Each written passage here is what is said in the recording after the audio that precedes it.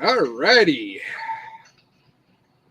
Welcome all. We are live. No intro video tonight because I don't know how to do that. And Garrett is working late. Garrett is, I don't know what he's doing. He called me at 3 o'clock, said he's running a skidster and wouldn't be able to be here for a while. He may show up here later tonight. I don't know. But for co host, we've got Sheldon over here, Sabater 45. So he's going to kind of help run things here tonight. And while I'm thinking about it, I need to turn my phone down so it doesn't beep at me.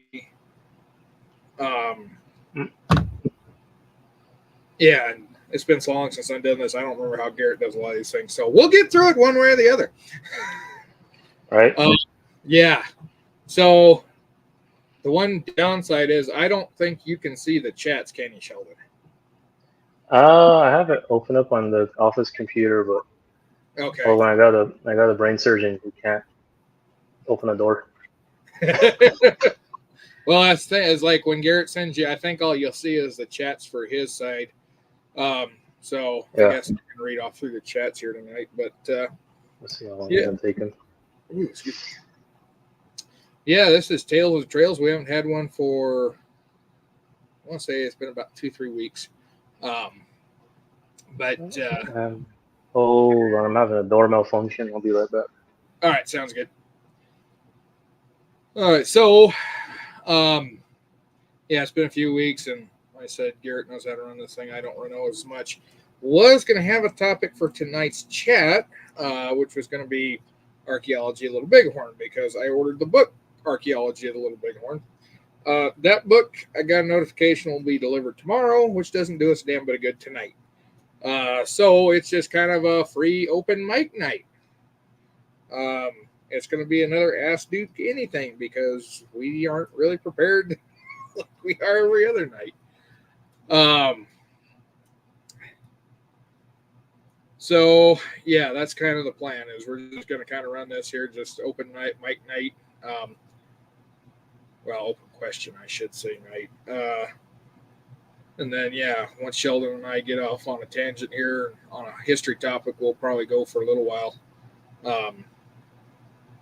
But yeah, until then, if you have any questions, feel free to put them on up there. So I want to go ahead and read through the questions here, or comments, I should say. So Diane Houston says, hello, Garrett and Duke. Garrett's not here, but I'm sure he says hello back.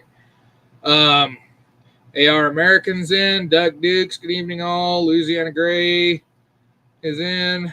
Slack Schult, good evening. Mill Creek Range. Let's see.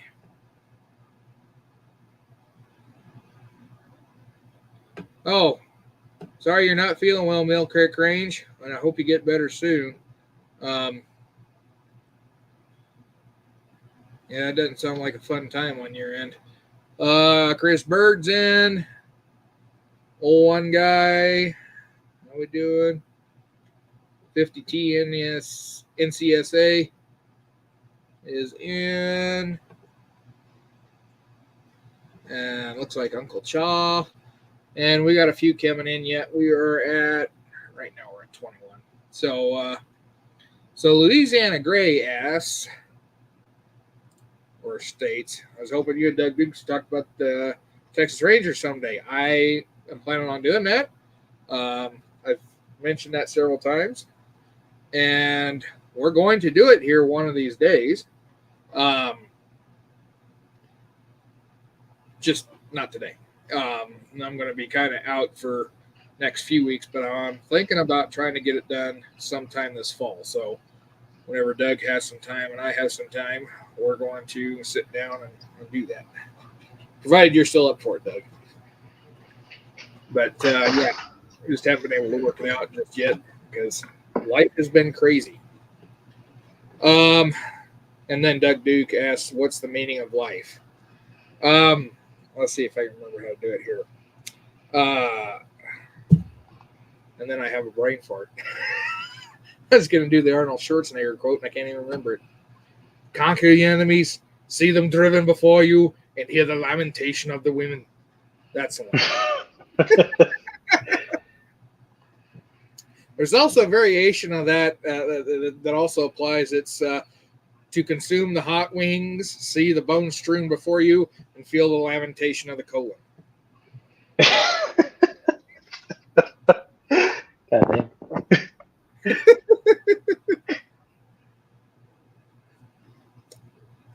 All right. So, yeah, like I said, we don't have much of a topic here tonight. And if you see me scratching my lip a lot, that's because I've been working on a leather project. I've been sewing on it, and the glue is still tacky, and I've been putting the needles through, and then I stick the needles in my mouth. So all the glue that stuck to the needles is now stuck on my lip, and it's about to drive me nuts. Oh, let's see. Kevin Lindahl says, how's it going? Hey, Kevin. Long time no see. Schleich Schult, hey, Duke, if we can't cover Little Bighorn, I'd like to know about a battle in which infantry with a later trapdoor 73 or later was used. Rosebud. Rosebud, Slim Buttes. Yep, Slim Buttes, yep. Just trying to think. I wanted the Dull Knife fight. I don't remember Yeah, Dull Knife was in on that or not. I know the 2nd Cavalry was.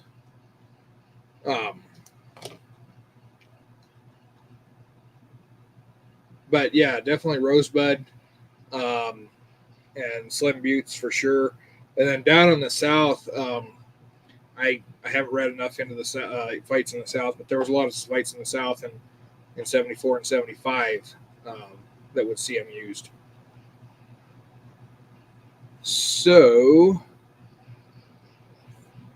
let's see. Diane asks, do you think Little Bighorn could have been won if Custer would have waited one more day?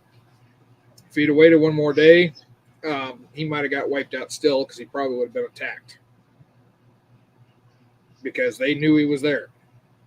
I don't know. What's your thoughts on that, Sheldon? I think he probably would have won a smaller fight by AK capturing like a smaller band heading out. Yeah. Because that camp was already going to leave that day. Right. I think there was a one band that barely missed them because they went one way and basically they went by each other without realizing it. So, but I don't know because I was reading something. Grinnell, he was saying in his book, and I guess in Wooden Leg's book, he mentions a Cheyenne village showed up that same day too. So, right. That's one of those we'll never know. But I have a feeling that he would have been attacked because they'd already attacked Crook and turned him back, and Crook had a much larger force. So I don't know if he'd have been wiped out, but he would have been attacked.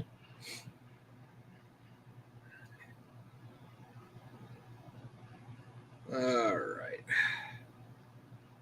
And Schlock Schultz says, tell us about that. Okay, yeah, we can get into the Rosebud. Let me get through a couple more comments here, and we will jump into that. I'll probably have to go get my reference book because it's been a little while since I read about it. I don't remember much about it. Yeah, that's the thing. I read up on something, and then I read something else, and there's only so much room up here that things kind of start going out the back door. Doug Duke says he's busier, or I'm busier than him on Wednesday. Says, okay, yeah, we will work that out one of these days. Yeah, we will get that worked out as soon as I kind of figure out what's going on. And well, the big thing is next week I'm going on vacation. So after that, once I get back, we will get it figured out. Oregon Outback says, Rosebud, you mean the battle where a sister saved her brother? That was, native name for that one. Then 50 NCSA says, if Custer would have had artillery, do you think he could have at minimum saved most of his command? If he'd had artillery, he would have saved all of his command because he would have showed up too late to do any good. Plain and simple, artillery slows him down. And Gatling guns were considered artillery. He turned away the Gatling guns. If he'd have taken them with him, he would have showed up too late because artillery does not move fast, especially on the plains. Even though they've got prairie carriages, if you try to move too rapidly, you're going to tip them over. So, yeah. Custer would take artillery? Yeah, it would have saved his command. Would have never showed up in time to catch anybody. And then Travis Lynn says, how accurate is The Life and Adventures of Frank Gerard by Joe DeBarth? So I have that book. And then I'll give mine, and then I'm going to let Sheldon give his opinion on it. So the thing about Frank Gerard is he tells a lot of things that seem like they're tall tales. But then you get to reading other accounts and find out that no, not all of them are tall tales. It's just difficult as picking out which are tall tales and which are not tall tales. Because it's if you read his account of the Sibley Scout, he talks about the fact that his good friend Big Bat Poirier was lagging behind because he was suffering from a venereal disease. Well, then when you read Big Bat's account of that, Big Bat says, I don't know what he's talking about. It was him that had the venereal disease and tagging him along. So yes, he did a lot of things. He was at a lot of places, but you got to take it with just a little tiny grain of salt, because one of the things he says he does, or he'll say he does, and you think, oh, that's complete BS. You go look and it's like, oh crap, he actually did do that. What's your thoughts on him, Sheldon? About same as yours. I think the one tall tale I can point out is he says he killed 24 elk or something like that with a muzzleloader. Yeah. And a sitting, and I think after that first shot, they were scattered. Yeah, I think that might have been a little inflated number. Yeah. If I remember, was it him that talks about shooting a buffalo bull and it charged him because he shot it in the head, and it charged him and drove him into a gully, and he was in there for several hours, and his friends thought he was dead? Yeah, that's him. I thought he shot a cow, and the bull smelled the cow's blood. Oh, was that it? Okay. I remember they thought he was dead because that bull kept coming over and putting his head in the ground, but he was just sitting in a little gully. I probably need a new breechcloth after that, but yeah. Bring me my brown breechcloth, man.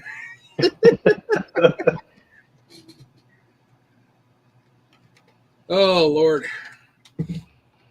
So, anyway, let me go grab that book right quick, and we will get into the Rosebud here. All right.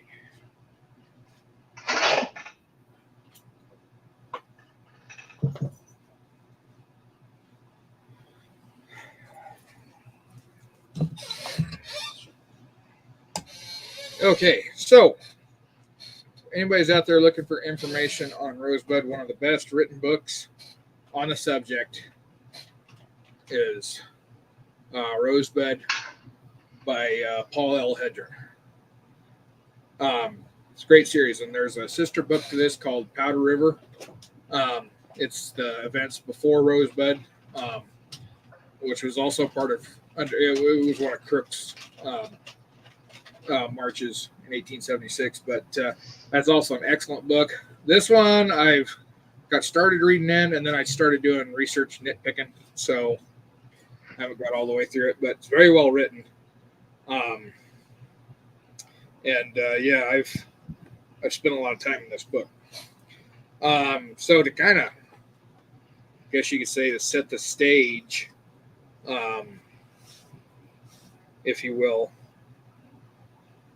for what leads up to that, is that General Crook marches north into the Powder River from Fort Fetterman in late February, early March 1876. He stopped at Fort Laramie late February to hire scouts, kind of organize his army. Then he went up to Fort Fetterman, and that was his jumping off point. As they reach, Old Fort Reno, the ruins of Old Fort Reno, that's kind of where he sets up his field headquarters. And then they march up the Powder River, and eventually they come across a village that Frank Gerard identifies as Crazy Horse's village. Frank Gerard was considered one of the best scouts that had served with Crook during that early Powder River and then later in the Rosebud. And so when he said that Crazy Horse camps at this spot on the Powder River every year, they thought they'd found that village. Well, it turned out to be a Northern Cheyenne village under, I can't remember, what was that chief's name? You remember it, Sheldon? The village name? The name of the chief of that Northern Cheyenne village that Reynolds attacked. No, I don't know. I want to say Conquering Bear, but that's not right. I always just hear Cheyenne village. Yeah. There's no remember it was Northern Cheyenne village. And Crook had taken with him along Colonel Joseph Reynolds. And Reynolds had not had the most stellar Army career up until this point. And so he was kind of looking for his redemption so he could retire on a high note. So he comes up there with Crook. Crook gives him a command. And Crook is kind of ingenious in doing this because if Reynolds attacks Crazy Horse's village, Crook gets the glory because he ordered it done.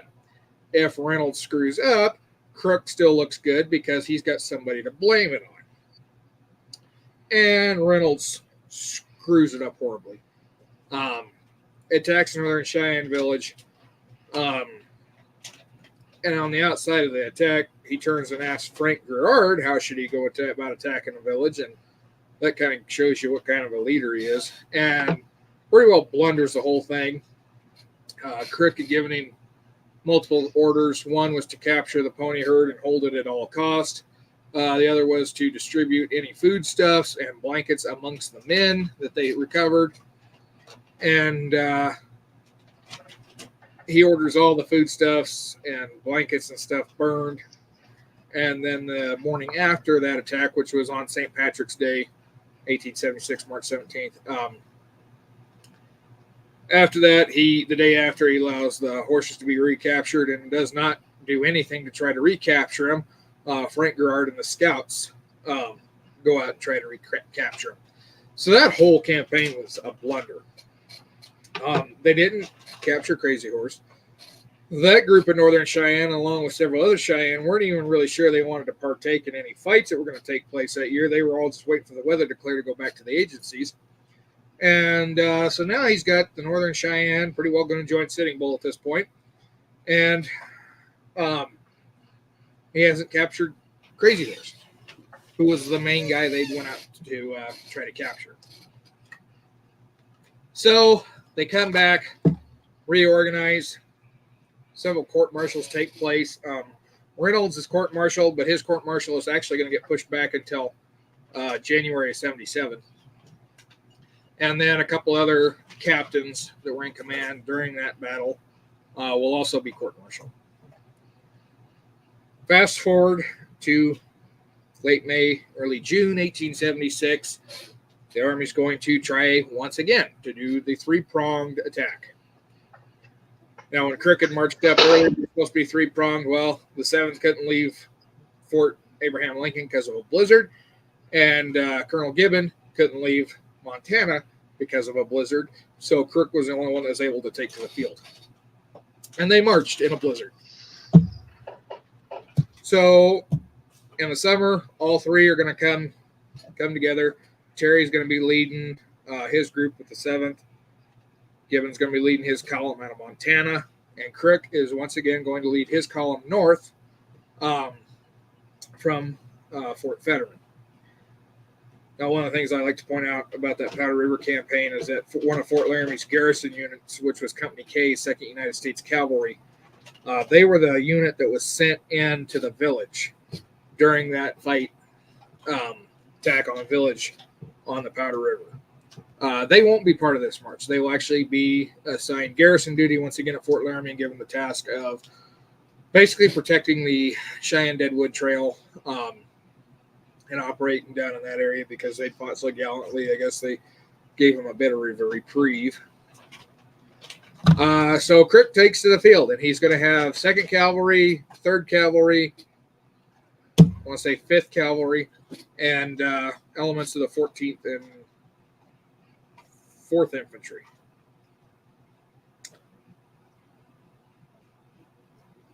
Yeah. So he basically marches up north, and right around June, as you get closer to June 17th, at that time, the village that Custer runs into is camped on the Rosebud. And as the layout is, it's not too terrible far from where that Powder River fight had been. Less than about 100 miles or so. So they have made camp there on the Rosebud. They pick up, resources are getting thin, and they move over to Greasy Grass over in Little Bighorn. And I think it was the next day, Sheldon, they spot Crook's command not far from where the village had been. Mm-hmm. And so they know soldiers in the area, and so they decide we're going to take the fight to the soldiers. So as Crook is beginning to march on June 17th, because they basically make camp right where the village had been at, Crazy Horse, it was pretty much Crazy Horse leads the attack that's going to hit on Crook. They're going to hit early in the morning, and the battle's going to last 6 hours. So one of the things to remember when Crook starts his marches is not everybody gets up and leaves camp all at the same time. As Crook was marching up there, the way he would do it is he'd put the infantry in the front, and then he'd have the cavalry come in behind, and the cavalry would kind of act as a rear guard.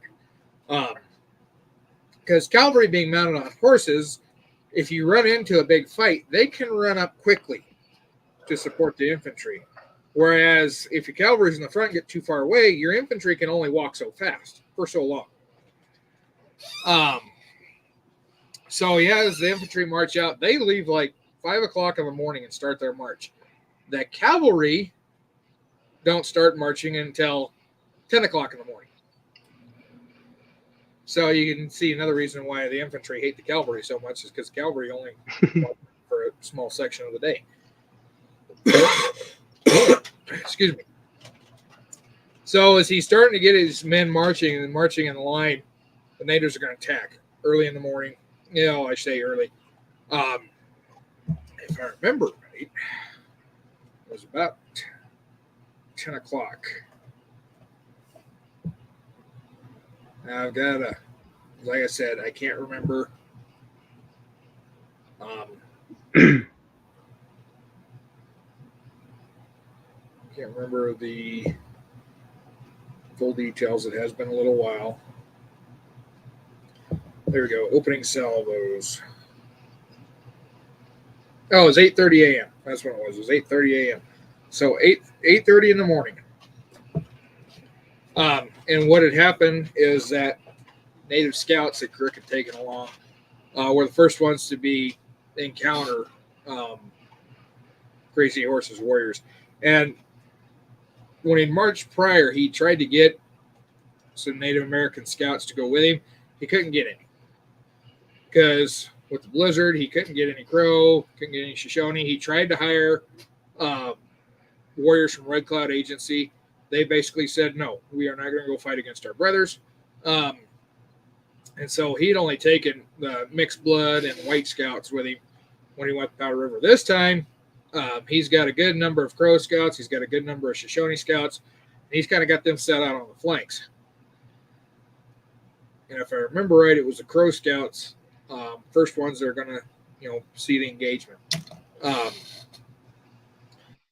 And being that the Warriors hit the scouts first, that gives Crook time to deploy his men. And then it's going to be basically 6 hours of maneuvers and firing a few shots. Well, I shouldn't say a few shots. He burns up 3/4 of his ammunition. But it's just going to be maneuvers back and forth, trying to deny the enemy this area and try to cut off an advance over here, and just kind of back and forth. But for 3/4 of his ammunition, Crook's men only kill 10 warriors, and the warriors only kill 10 blue coat soldiers. 6 hours and 3/4 ammunition for pretty much even outcome. It was, as few casualties as there were, it was a significant battle because the natives are going to win the fact that they turned Crook back. Crook is no longer going to continue to advance. He turns his men around and he goes back to Goose Creek to await resupply. And had he not turned back, he might have run into that village, the main village, before Custer had. Or maybe at least gotten to it at about the same time Custer did. So he turns back. He goes to Goose Creek, and then goes on an extended fishing trip as he awaits his supplies. Because Crook was an avid sportsman, and anytime he could go hunting or fishing, he would just go do that. Like 7-week wait or something like that. Yeah, it was a long time. He was up Goose Creek for quite a while. You think in that 7 weeks he could have turned around? Yeah. But yeah, they turned him back, and so they checked him, got him out of the field. And then, it was just a week later, just about a week later, 8 days later, Custer's going to run into that village at the Little Bighorn, which they were just getting ready to move again, like we've discussed before. So one of these days I'll get into more detailed description of Rosebud when I get a chance to sit down and read this, but that'll probably be after I do this battle on Tales of Trails podcast. But yeah, that's kind of the abbreviated version of the Rosebud. I kind of wish I had my Warpath book with me in that one. White Bull has a good account about that. Yeah, give me just a second. I've got another book I can go grab. All right. Someone asked where Garrett was. He is busy working, so he couldn't make it. Where did it go? Where'd it go?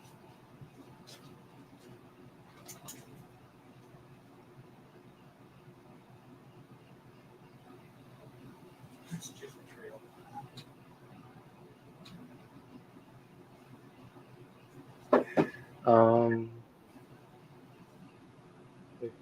Duke to come back for that question.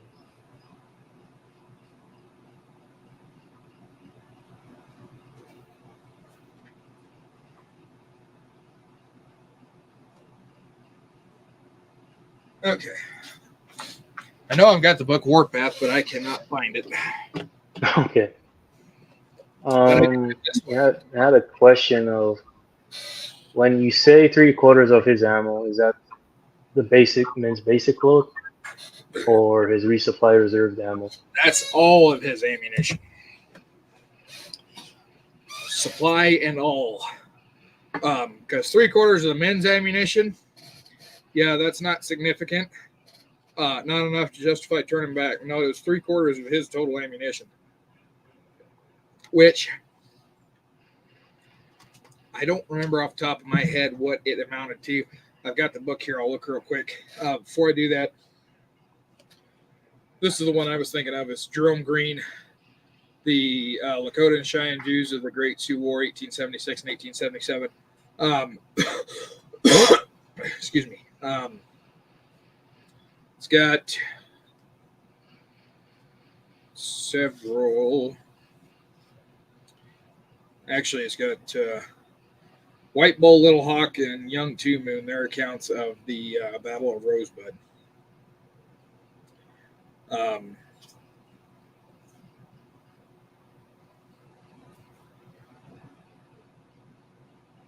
And the question of how many warriors Crazy Horse have, I'd say an average of maybe 15. Like a middle number. Yeah, it was actually about an even force because Crook had 1,400 soldiers. And if I remember right, yeah, it was about 1,500 warriors. So the battle was very even for both sides. It was an even loss of casualties, even number of fighting men. But yeah, ammunition was definitely not in good supply, apparently. Let's see if I can find if they've got it in here. You're welcome. I cannot. Okay, they don't have ammunition there. Let's go to supply. See if they talk about supply.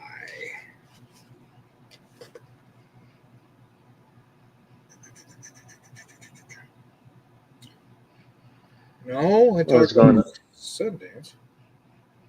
Was that the only tangent I'd say is if you get the Wendell Grand Guard book of Little Weapons of Little Bighorn, look at that with heavy scrutiny because right? he mixes up White Bull the Minneconjou and White Bull the Ogallala. He mixes those two stories up. Right. Or the other one I noticed was that's like his formatting isn't good. Actually turned to an English teacher reading that. Because White Bull the Ogallala, he tells his whole account. You can find that online. Right. Not once in that story he really mentions He Dog, but in the Wendell Grand Guard book he talks about He Dog and a bunch of others coming up the river. Well, that's from He Dog's account. So, okay. Hey, look. And we're joined by Garrett. I made it finally. We was wondering about you. I didn't get to hear even what you're talking about. My phone's been dead since like 3 o'clock this afternoon or whenever I called you. Yeah. Rosebud. Yeah, we've just been talking about the Rosebud fight. But yeah, that Wendell Grand Guard book, it's good. It has good pictures. Just take it with a little grain of salt. Okay. Maybe heavy grain. Jerry Green says Lazy White Bull, the Minneconjou Lakota. I just see both of them get called White Bull. Now the White Bull, the Ogallala, he's starting to get mixed up with the Cheyennes. They're saying he's White Bull, the Cheyenne, because in his narrative, he says he spoke Cheyenne as well as the Cheyennes did, so he was with them that day, just socializing. But he gets called Cheyenne nowadays. Well, it's kind of one of those that it's kind of like naming everybody John. Yeah. You have Sitting Bull, the Oglala. You have Sitting Bull, the Unkpapa. I found a record of another Sitting Bull of the Brule. Mm-hmm. So, yeah, there's lots of common names that come back and forth. Of course, nowadays, when you see kids' names in schools, you got these weird names that I've never even known anybody can come up with. I work at a school. Do not get me started with that. I saw the list for the elementary kids. I was looking at like I can't pronounce like 90% of them names. They shake up a can of alphabet soup, pour it out, and whatever the first string of letters comes out, that's the name they give the kid. Mm-hmm. Poor guys, they got to go through their entire lives with that. Yeah. Okay, I'm going to see if I can find the ammunition reference in here because I know anywhere between half and 3/4 of his ammunition. There we go. I just happened to turn to the right page. Summary reports and estimates available that evening became critical and more clearly reflected the situation on the field at the end of the fight. Lieutenant Chase, acting adjutant of the 3rd Cavalry, told Thomas McMillan of the Chicago intern Ocean that Crook's command had fired 10,000 rounds during the engagement. Strayhorn reported that number as well. Lemley noted that the friendly Indians alone fired 10,000 rounds. In his initial battle report, Finnery suggested that between 15 and 20,000 rounds of ammunition were fired by his command. Echoing the judgment of the follow-up dispatch penned 11 days later, which stated that nearly 20,000 rounds of cartridges were expended. That number rose in his 1890 Reminiscence, Warpath, and Bivouac, becoming the startling and subsequently often quoted expenditure of 25,000 rounds, or roughly 1/4 of the ammunition carried in the column. Davenport's assessment of the most startling volley told the New York Herald readers that the ammunition, only 100 rounds to the man, was half exhausted. The figure, identical assessment, New York Times, June 28th, yada yada. Whether 10,000, 15,000, 20,000, or 25,000 carbine and rifle rounds were expended in the battle, or the implausible 48,000 rounds of Davenport's estimation, ammunition expenditure was but one consideration vexing Crook. Nothing that day had gone according to plan, to the extent that Crook had a plan. Okay, well, that kind of changes what I just said. So, any reports of malfunctions? Well, let me keep reading here. It's a good question. I'm just thinking about that since you're talking about Rosebud. That'd be interesting to find out. Okay, let's see here. It says the general consequently spent the day preparing their every assault, holding his own to be sure, but barred from making any aggressive advance on the village. An advance proved impossible even now after a long, heavy fight, and his cavalry command again fully assembled. Crook had not lost this battle, but was losing daylight, and the full weight of this great engagement had yet to be reckoned with. It was now about 4 p.m.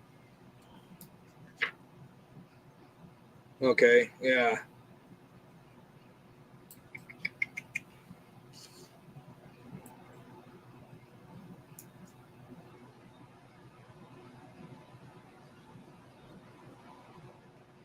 Yeah, it doesn't really get into it. Shot Shula said at 1,400 men, the basic load of about 50 rounds, that's 70,000 rounds before you get to your reserve. Yeah. So that raises the question, why did he turn around and wait? Because that was one of the things that a lot of them had said, is that he It adds to the conspiracy that they got Custer killed on purpose. Well, maybe it was Crook Nothing serious. fishing. And so, because he spent a long time fishing at Goose Creek. And it's pretty country. Yeah. Hey Sheldon, 50 of Tennessee CSA wants to know, I wonder how accurate Native American fighters were, because I haven't heard many reports of the very accurate of natives. I would say about as your average person nowadays, you had some who were good, some who weren't. Like you have Reno Hill, they got, stalled there. When they're camped in, they're getting shot at by snipers. Use that word usually. If you look at the Nez Pierce fight up at Bear Paw, Yellowstone Kelly's narrative, he talks about a warrior who basically was a nuisance to them because he kept shooting at them and actually getting shot and hitting soldiers.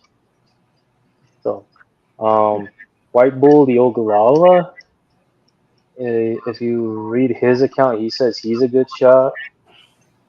I've seen him talk about either using a 66 Winchester or a Sharps rifle. Right. But not a good shot, you go hungry, right? Yeah, I mean, you have those who, just shot or didn't really understand the fundamentals of, how to use a rifle. And Oregon Outback asked how many arrows are fired. Your standard quiver would hold about 25 comfortably. You can start jamming them in there, but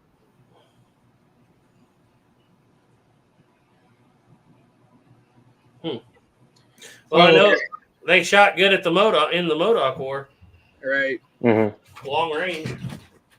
This one says 13 Native warriors were killed.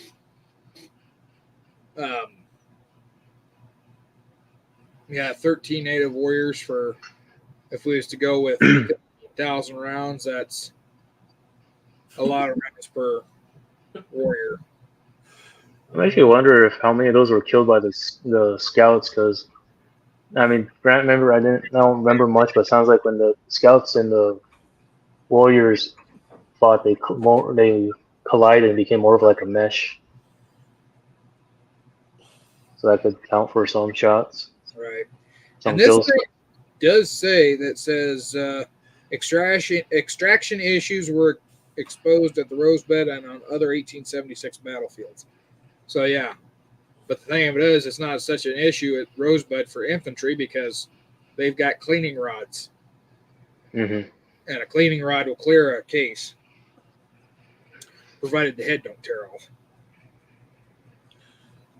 Doug Dukes asked Duke, was it common or not for the infantry to get carbine rounds of the cavalry to get full loaded 45-70? Oh yeah, they do that as pranks on the cavalry too when they be out doing target practice. The infantry guys would swap out their infantry rounds to the cavalry guys, and talk about them breaking their shoulders or acting like their shoulders were broke. Yeah, so there was some mix-ups, and I mean you could fire the infantry 45-70 out of that carbine. It's just going to knock the heck out of you. Especially later on after they got the 500 grain bullets for the rifles. No, they did that with in Leavenworth. And I'm trying to remember where I read it in what book. But a couple of infantry soldiers thought it would be real funny to switch the ammo in the boxes and then send it out. And when they found out about it, they sent them to the guardhouse for a very extended period of time. It was not a joke to them. I think it was. You can look him up.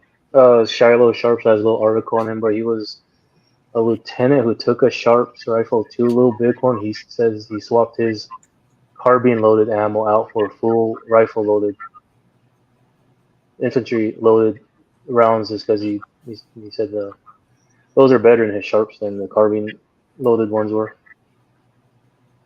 Do you know of any cases of that happening from supply? What, getting mixed up in the supply? Yeah.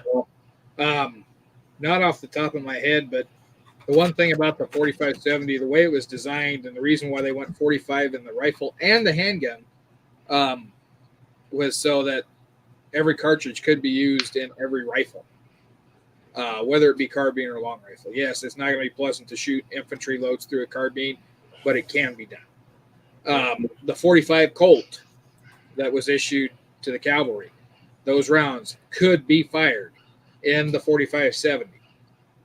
Wasn't advisable to do that, but if you had an option, it could be done.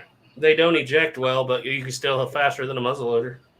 And we tried it because we read about that up there at Fort Laramie, and we're like, that I didn't think it would work. So we took, and it was a blank, but we took that and we put it in an infantry rifle and fired it. It fired. It doesn't come out because it doesn't engage with the infantry at all. You just open the breech and it falls right out. Yep.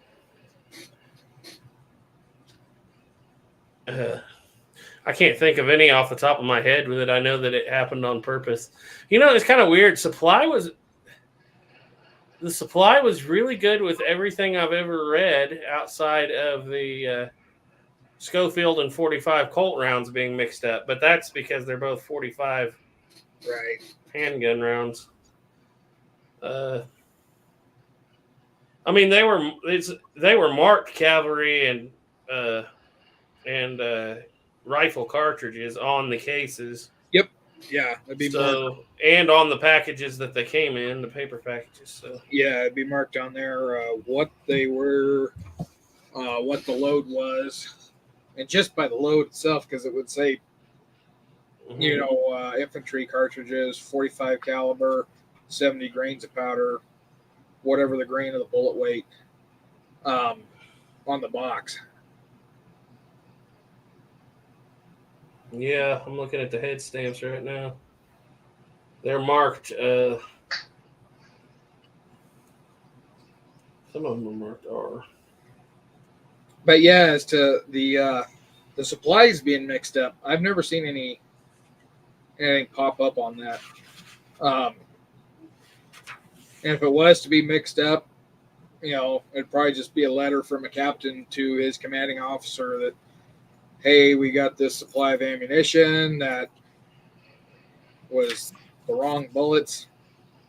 Make sure you send the right ones next time. That'd be about the extent of it. And I never saw, because I went through the Fort Laramie records, and Fort Laramie, that's one of the nice things about it, is it has pretty intact records. Mm-hmm.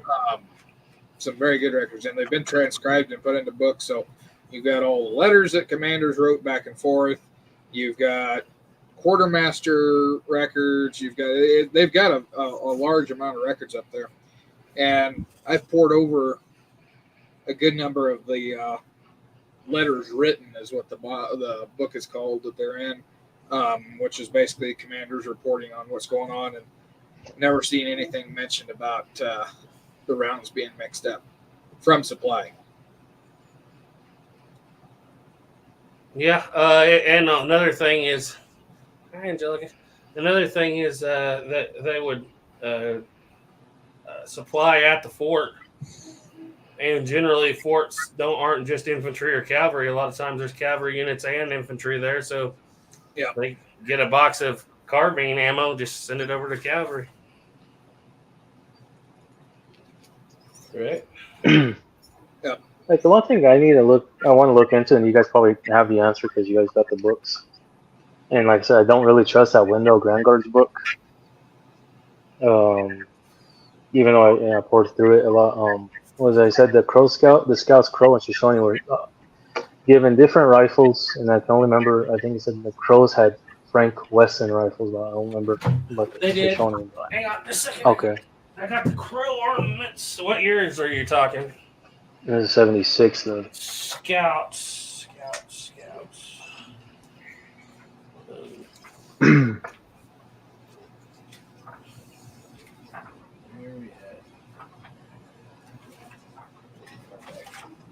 I'll find it in a second. And just to throw it out there, the average native Lakota short bow pellet had about a 65 pound pull. So still don't want to get hit with it. It's gonna hurt. It's going to stick in you. Might not go all the way through you, but it's going to stick in you. Mm-hmm. I saw some of those photos where they dug out like bones from Little Bighorn, and some of them still got the arrowheads embedded. So I'm gonna have a good day after. There's a picture that keeps going around on the internet. It says it's a picture of a vertebrae from a Roman soldier. with the arrow. I've seen that with the arrowhead in it, made out of a. It's got a. It's a steel trade point. Mm-hmm. Traded to the Native Americans, and on top of that vertebrae got a freaking spine on it that long. It was a buffalo was shot in the hump. But the point I was going to make of that is that arrow went through probably one of the thickest parts of the hide, and still embedded halfway on that arrow's blade. It went halfway through that vertebrae. So, yeah. I wouldn't be surprised if they found bones of Little Bighorn with arrows stuck in them. Like I had I'm trying to find it, but I have a little bag I have full of arrowheads I was making. I'm making arrows. I cannot find that bag. I've looked everywhere. I cannot find it, and I'm copying, the trade points off of pictures and off of rough dimensions because I don't feel like paying $3-4 for one arrowhead. Well, them arrows that I made, I went and I had an old flat steel shovel, and I made the arrowheads out of that. And granted, it was way too thick. I spent a lot of time at the grinder trying to thin them down. But that's how I made mine. My uncle's got a couple over in his collection, he's got one that's huge. It's a hunting point. I bet that whole thing is that long. Well, I think you've seen my arrows. That one, I made a copy of that one and then screwed it up and wanted to finish grinding it. It was about a quarter inch shorter, but yeah, I made a copy of that one and then made a copy of another one that had the barbs of War Point. I'm a little convinced that I'm still convinced that the points almost didn't really matter because they're, and this is going to go into a question there, but they were centered cutting them out of skillets, Yeah. and any steel that they could, or iron they could find. So. Yeah, whether it's a barbed War Point or a hunting arrow, when somebody's standing in front of you shooting at you, I don't think you're going to take time and saying, "Oh, I can't use this arrow. That's for hunting." And oh well, yeah, that's the one I want to use. No, you're just gonna. Yep. I think that comes down to preference too of which style we like. You want the, those long ones that will, hurt a lot, or they look cool because we're human. We like things that look kind of cool. So Yeah, were the Crow Scouts armed out of Fort Bennett? That's the way it reads here, Dakota Territory. Benton, Fort Benton, Bennet, Bennett. Fort Bennett. Bennett. Where the hell is Fort Bennett? Dakota Territory. Well, evidently the scouts there had from 1872 to 1876 a mix of Spencers, Jocelyn's, Frank Wesson, and I can't read it's old writing there. But they kept those till 76, and they were issued all 73 rifles, not carbines, in 77.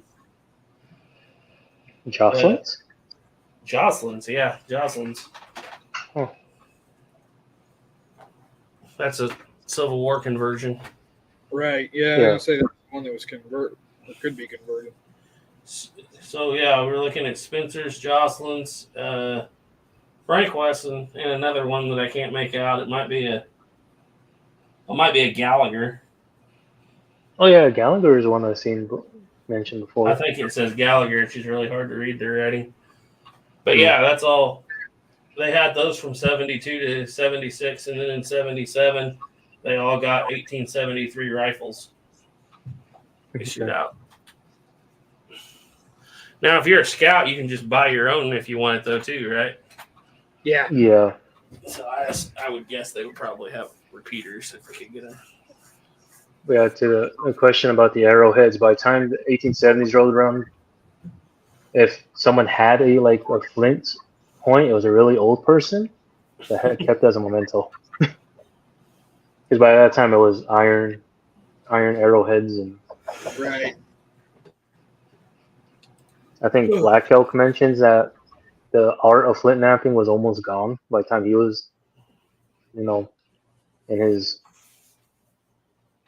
70s and 80s back then. Wasn't it Red Cloud that was opining that the art of the bow itself was beginning to be lost by the 1880s? Mm-hmm. And that was one of the big deals. They wanted to reteach that. It's still kind of happening nowadays. And then resupplying for ammunition, yeah, that was really bad for natives because, they all had different guns. Mm-hmm. Yep. You might have a Spencer, Henry, 66 if you're lucky. Did you send Duke 73 that? if you're really lucky. Yeah. Did you send Duke that article you sent me this morning, Sheldon?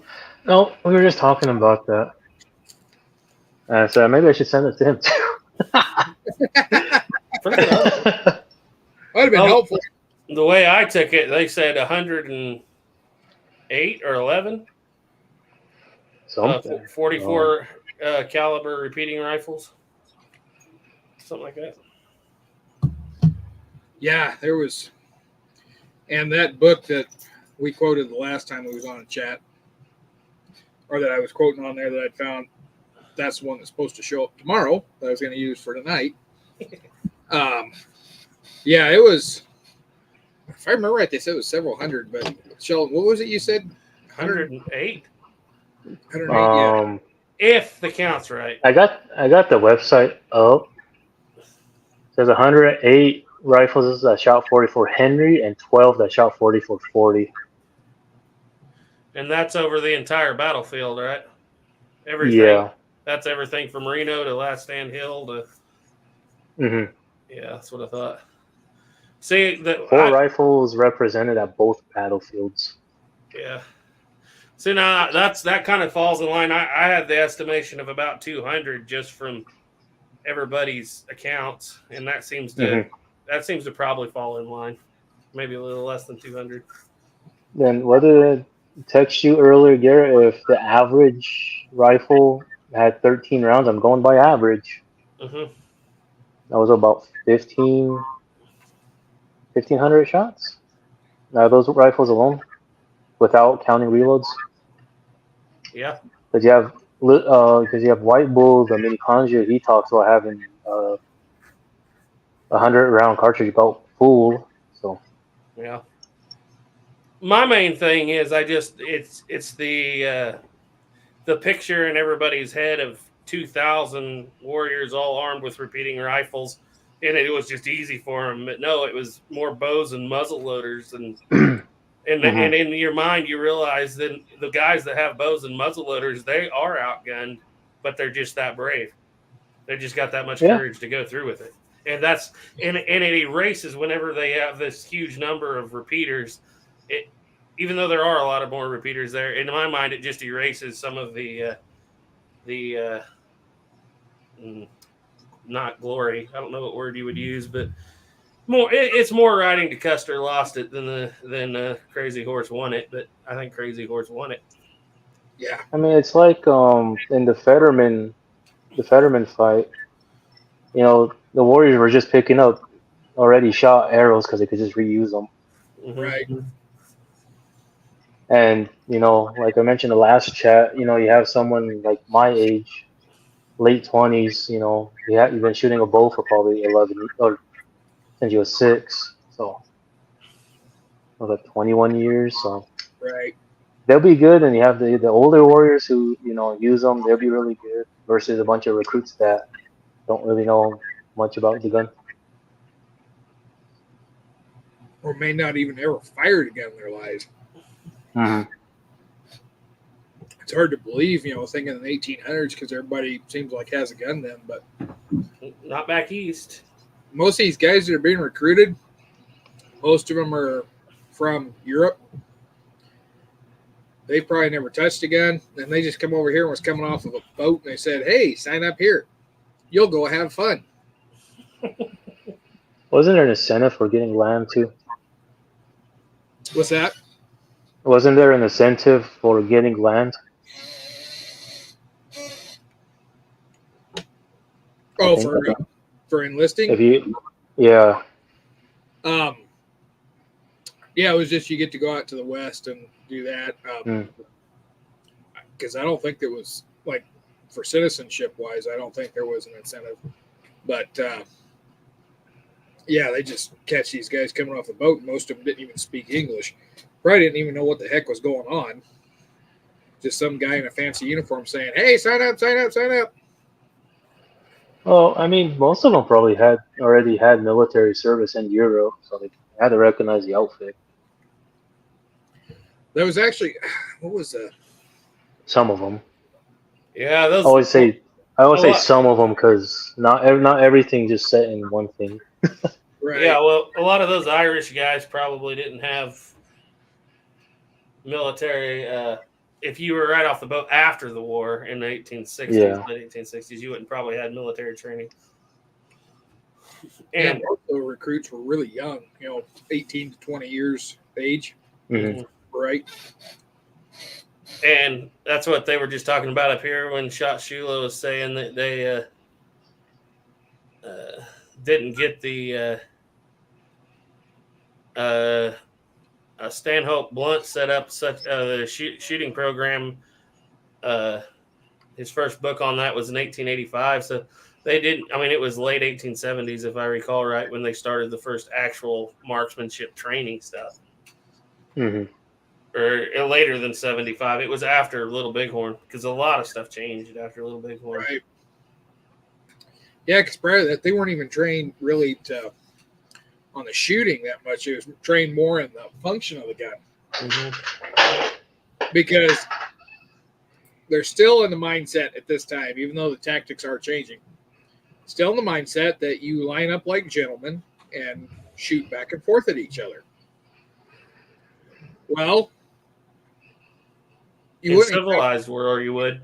Gentlemanly warfare out here on the plains. It's, as the British would call it, ungentlemanly warfare. Mm-hmm. And that's also going to play a factor into it too, because these soldiers are taught to shoot at a line of enemy coming at you. Well, what happens when they're running side to side and they're not in a line? They're scattered. They're just kind of pointing and shooting. They ain't really. And that was another thing you got to take into consideration at Little Bighorn too. Yeah. Don't you have a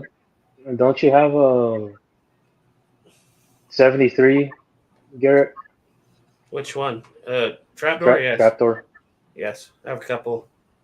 What was the average distance in the fight within 100 yards? Yeah. One thing was, I mean, you could probably do it for a video, but you're shooting a gun that's probably regulated for further than 100 yards, and you got, someone running at you, closing that distance. Yeah, 45 is not as bad as 50, 70 for that. Like at 45 at 100 yards, it's shooting a little high. Like on a 6-inch plate at 100 yards, I'll hold at the bottom and hit 3 inches high in the center. And that's the beauty of the 45, even over the 50, 70, is that point blank range is pretty far as from knee to upper chest. So they have, depending on the rifle, it's kind of cool because all of them have, the sights you use for the further range. You flip it up and you go to that sight, or you go to your ladder. But when push comes to shove, you just knock that dude down and go to your battle sights. And you can, on the earlier ones, they were set out for 100 yards, but they got to where they started minimum at 300. But that was after the 45 caliber bullet because, like I said, it's pretty good point blank range. So it works pretty good. I like that because especially on the 88, the last trapdoor, they had put the sight hood and everything on it. So if you just look at the end of it, it looks like a Mauser from World War I. And so with that gun, you can basically just look through that sight hood under 100 yards like a giant peep sight, like a huge battle sight, and it's pretty accurate that way. That's man-sized target. But yeah, it's interesting because in the 50-70, it was you had to use those flip-up sights because your trajectory became rainbow pretty quickly. And I know earlier Duke said you can't, after this one, you're not going to really be here for a couple weeks, Duke. Yeah, I won't be here next week. I was going to say, if Garrett wants to, next Wednesday's the 17th. I believe that was the day that War Bonnet Creek happened. We can do a reload show on War Bonnet Creek. We can talk about how the movie got it all wrong. We can talk about how in the movie Buffalo Bill was yelling, "We're going to War Bonnet Creek to stop them." War Bonnet Gorge.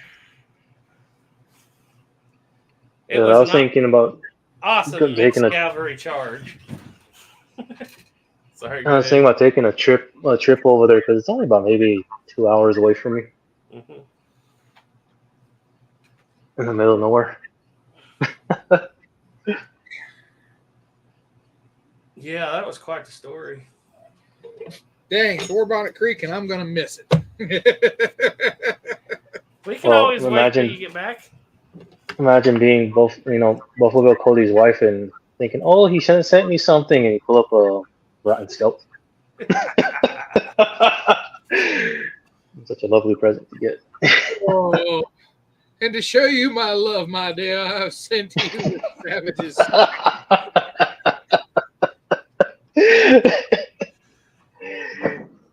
It might be a bit ripe. Just a bit. Ooh, this one's going to hell in a handbasket. Shot Shula said that's not about gentlemanly warfare. The officers weren't trained to lead dispersed troops. The men weren't trained to estimate distance as the English did. Yeah. The men just lacked in a lot of training. They were taught to march around a parade ground. If you're in the infantry, to use bayonets. If you're in the cavalry, to use a saber. They were trained still on the old tactic of throw a wall of lead at the enemy and hope they stop coming at you. Then they weren't trained to hit anything. Accuracy was not a number one priority in the military. It was functioning the firearm and getting ammunition towards the enemy. Same tactic used in the Civil War. And in the Civil War, that tactic worked great. Mm-hmm. Because you had another enemy lined up 50 yards away that just stood there and let you shoot at him.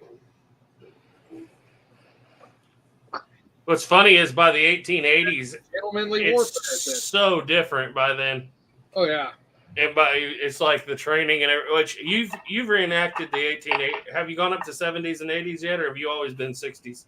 Oh, I've done a little bit of the 1870s, but what I've done was the march around. We didn't even do skirmish drills. I wanted to, but they wouldn't let us because they said, "Oh, it's a safety issue." It's like, okay, we're shooting blanks, and we're going to be 25 yards apart between people, but okay. But yeah, we never really. They wouldn't even let me do saber drills. I basically just done the in garrison stuff. I haven't even done that much field reenacting with military. Most of the reenacting I've done for 1860s and 70s has been civilian scout. Yep. Shot Sheila said dangerous space equals range from first catch, point blank to first graze. Yeah. Timber Drifter said caveat, and let's see. No, he didn't say caveat. What's that word? Caveat. Yeah, it's caveat. And a fat quiver full of arrows. Yeah, because I think at the wagon box fight, that was so funny that the first thing mentioned was that the first guy to fire actually was good at determining range. and they were like, and he just shot that horse out from under that warrior at 700 yards. That I'd be looking around saying, "Hey guys, something's up." That's not to say that all soldiers couldn't hit the broadside of a barn too. Mm-hmm. There were soldiers that were excellent shots. Mm-hmm. They either had experience shooting beforehand or just took to it naturally. There are people that just naturally shoot better than others. But for the most part, the majority of them, yeah, they're not trained. They're just trained that you open the trap door, you put the bullet in, you close the trap door, you cock it, you point the barrel in the general direction of the enemy and pull the trigger, and then you do it all over again. Yep. Which is the same training you get in the Civil War, only it's, loading times a 9, load the musket, ready, aim, fire. And when you've got 50 guys in front of you, well, it doesn't matter how close your aim is, you're going to hit something on the other end. And artillery is playing a bigger role. Yeah. But then you figure in, you've got 2,000 warriors. They're not standing in a line. They're on horses. They're on foot. They're running this way, that way, and every other way. They're not trained to lead. Nope. Target. They're not trained to aim really at an individual. It's just kind of, oh, there's a group of guys over there. Boom. Oh, there's a group over there. Boom. Well, Benteen's officers were complaining that the soldiers were basically shooting the ground because they were flinching so hard. Yeah, there's that too. Maybe they got some infantry rounds in their Maybe they got some. That's why they stuck. They were overpressured. That's funny. Oregon Outback, also brings up that the fight would have been a lot of dust and black powder smoke. Yeah. Imagine all that, the horses, and Yeah. there's a good dust, thing of dust in your face. And as I said in previous streams, a guy in his underwear running at you as fast as he could, he'd probably freeze up for a second because. Especially these are the new raw recruits. 76, they got new recruits. Mm-hmm. Benting said at Last Stand Hill he had never seen a cloud of smoke like that, even in the thickest of the Civil War battles. Which makes sense because they didn't have that kind of firepower going off. Right. And then, don't get me started on Curly's accounts. I don't trust that guy at all. I trust his one account where he says he hid in the bush and then he snuck out. That's the only one I trust.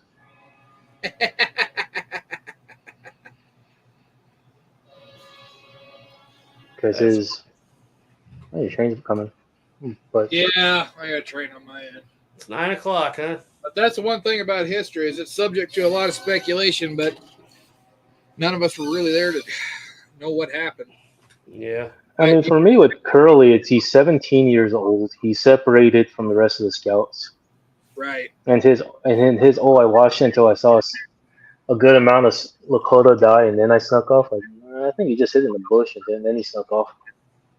That's what I'd do. That's what I would have done too. 17. Especially in like that even even the older scouts took off.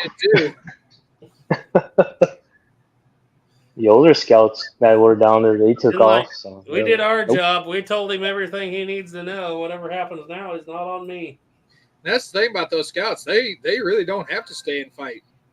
They're just hired to find the things. They're not really hired to fight.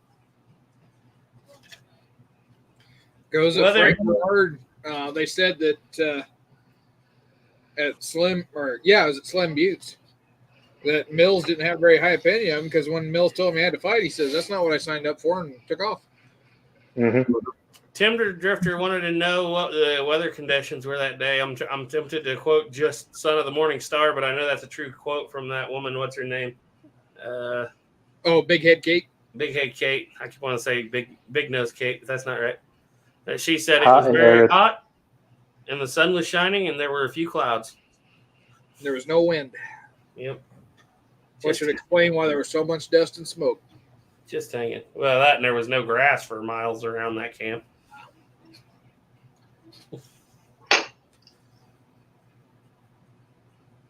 That and one thing, when I found out about it, I was surprised too. But I found out a long time ago was that fight and where the camp is.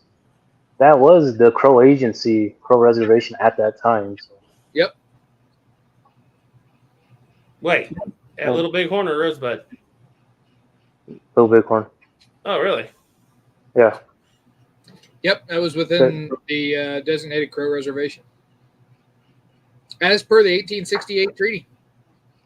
But Crazy Horse and Sitting Bull didn't sign it, so they didn't sign it. It didn't apply to them. Oregon Outback said, especially if you watch what happened to Bloody Knife, you might go hide in the bushes. Yeah. Or what was that one Arikara scout?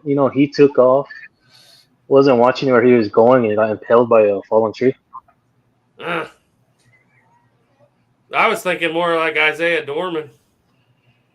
Yeah, that poor man. He got a really bad treatment. He got the bad end of poor the stick man. that day. She asked Henry if he ever played Isaiah. Is that picture actually him, or does anybody know that one picture that exists of the guy in the buffalo robe?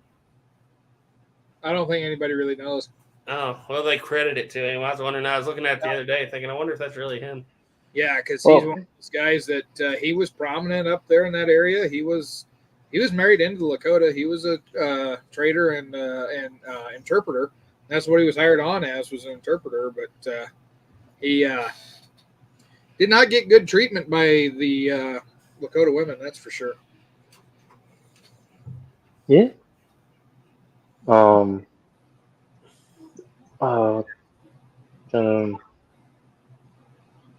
there's a couple of them. They said because there was a couple of Lakota scouts with them, but they're married to Arikaras, so they were considered Arikara at that point. Right. Boy, I bet it'd be bad. Did they get caught? No. You'd think that'd be There's the ultimate bad there's deal. it reads as a historic fiction, but tries to add a story. But I guess there's one scout that's not counted for. I read it. It's good. It's a historic fiction, and it's something that you can give like a middle school or high school kid to get them on that little history path. Mhm. Well, it does go into the fact that there was a lost scout that kind of just disappeared off the records, I guess, Right. at some point. So, Kidder's scout, what was his name? Redbead? Yeah, What? Redbead? Red Bee. Were they killed by a mix of Cheyenne, Lakota, or just Lakota? I think it was a mix. So what was he? Was he butchered up bad? I think he was, or I just left him. One or two. He was cut up, and then the heck else? They left a scalp lock by him, or left his scalp. They cut his scalp off and left it. Well, not fit to take, or what? Is the Yeah. Because he's considered a traitor. Mm. But Isaiah Dorman, there's a story, and it's one of those you got to take with a big grain of salt. Is that Isaiah Dorman was not initially killed outright. He was dying slowly. And Sitting Bull come up while he was dying, and there was a older Lakota woman there that was going to kill him. And Sitting Bull said to leave him alone, that Isaiah Dorman had helped somebody or something. And the old woman said, no, I'm going to kill him. And Isaiah Dorman begged her not to kill him. And she said, well, if you didn't want to die, why'd you come here? And caved his head in and then cut off of his certain areas and put him in a not so nice place. And then they pretty well hacked him apart. But again, that's It just sounds like one of those stories that came out afterwards. sounds like one of those stories. one of them Like, stories that we don't know if it's actually what happened or not. I mean, I would say, didn't it? when something like that happens, you have to think it's about the heat of battle. Because where's that one story was two warriors had Custer by the arms, and while he was thrashing, this woman did the 7 sacred steps and then stabbed him. Like, a little too, it's a little too dressed up. And then he shot himself. One thing I kind of learned is that all these heroic deaths people talk about, never really happened. They kind of was just, they might have been riding a horse, and next thing you know, they got hit with a bullet and fell off, and that was it. Yeah. I mean, that makes the most sense to me. I highly doubt he was the last one to go. No.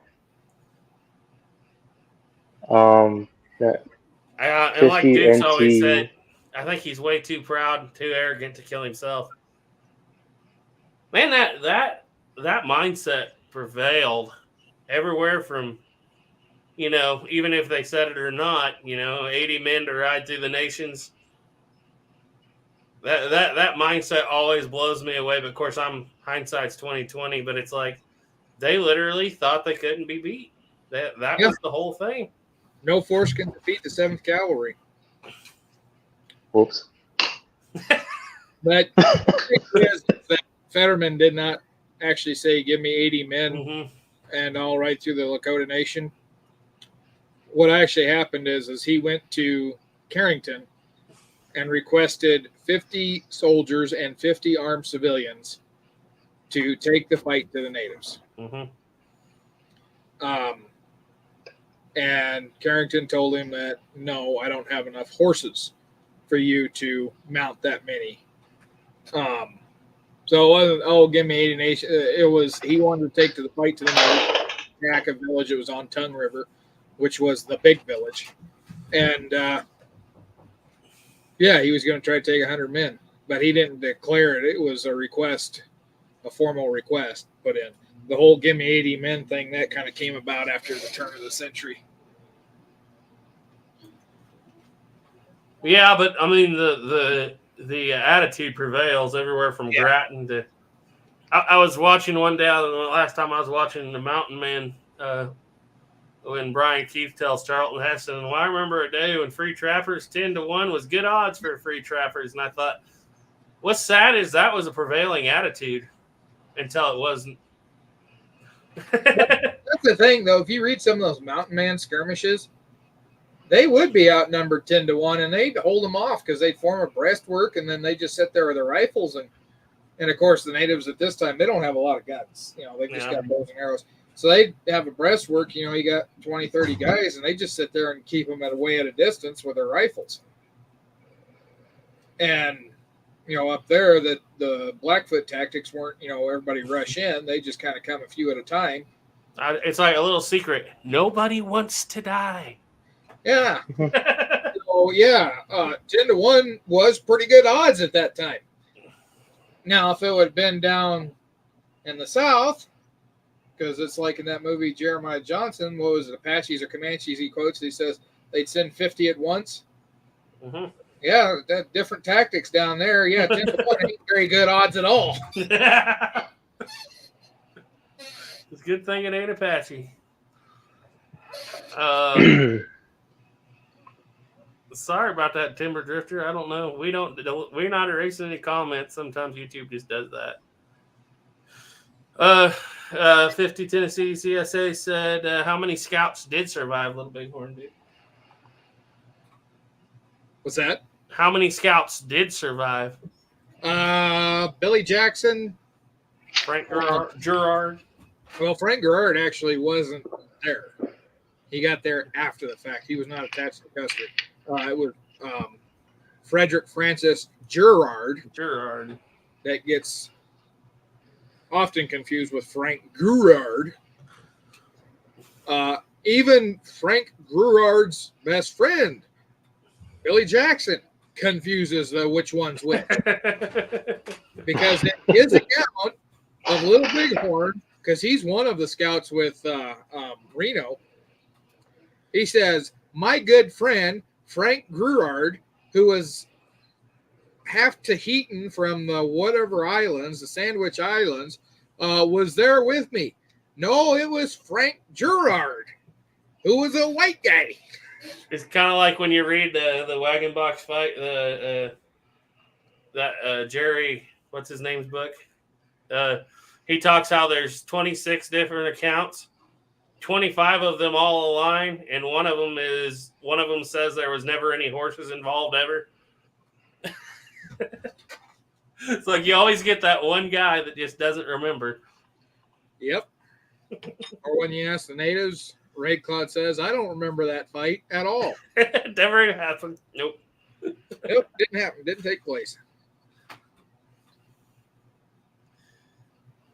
I think all the Crow Scouts survived, but it was the Arikara ones that got killed the most. Yeah. Arikara always getting the short end of the stick. That's what they get for being a Arikara. Do you ever notice ever since they attacked Ashley, that was kind of the last of their big hurrahs? Yeah. They was a scattered tribe after that, it seems like.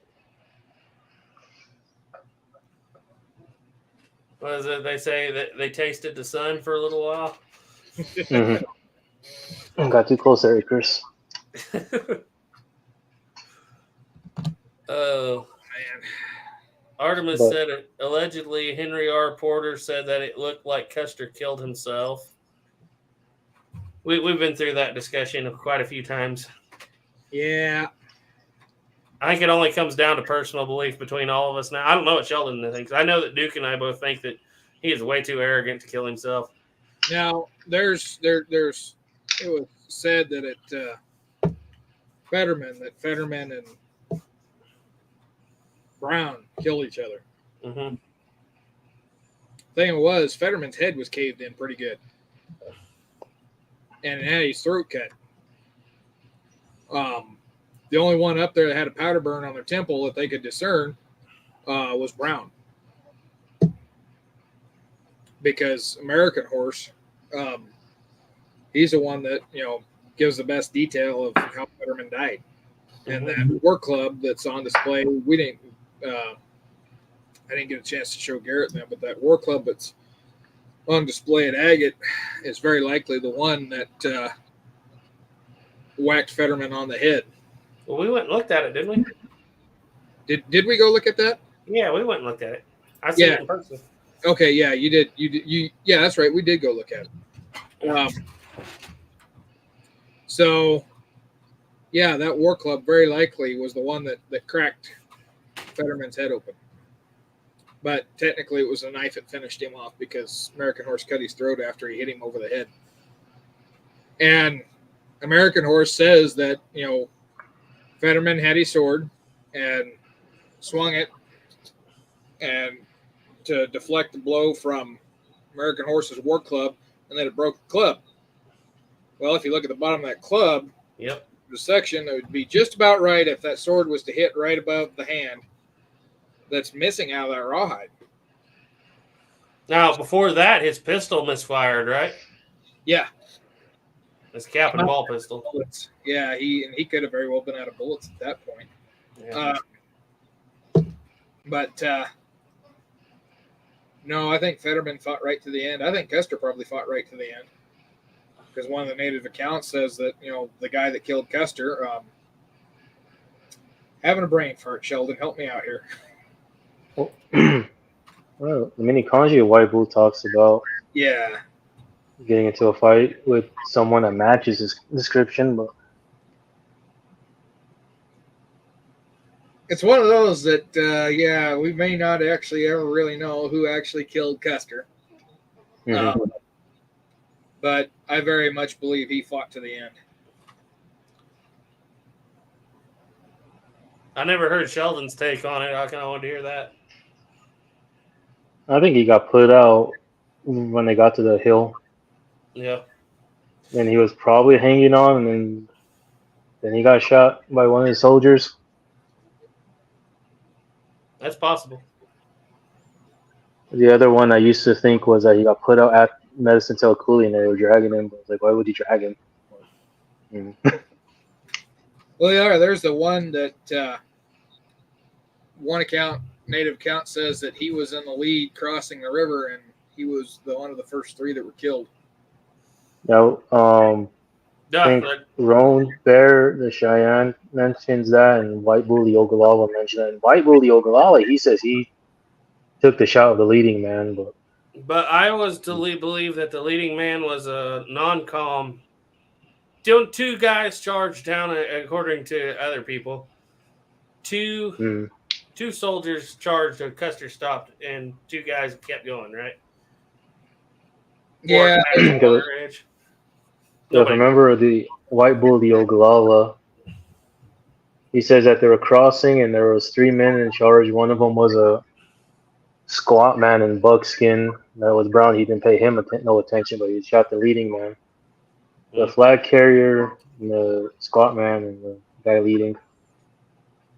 But White Bull, the Ogallala, also talks about them being a little line of warriors, some with muzzleloaders, some with Winchesters, and some with bows and arrows. About, I think, if I remember right, it said about 11 men at that little area. So any one of those 11 could have, if Custer did get hit at that river crossing, it could have been any of those 11. And he could have very well stayed mounted until he got back up the hill, too. Nobody knows. So. Right. We're requesting an autopsy on his body. Libby is dead, so she can't say nothing. Well, there's one account that some old guy, when I worked at Bent's Fort, he came down there and told me, and he's a military historian, that he had found a native account and said that Custer was one of the first three that climbed the river. He was shot, and that another man came and got him, picked him up, and they charged back up the hill.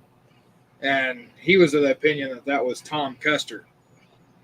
that had him, and that they took him back up.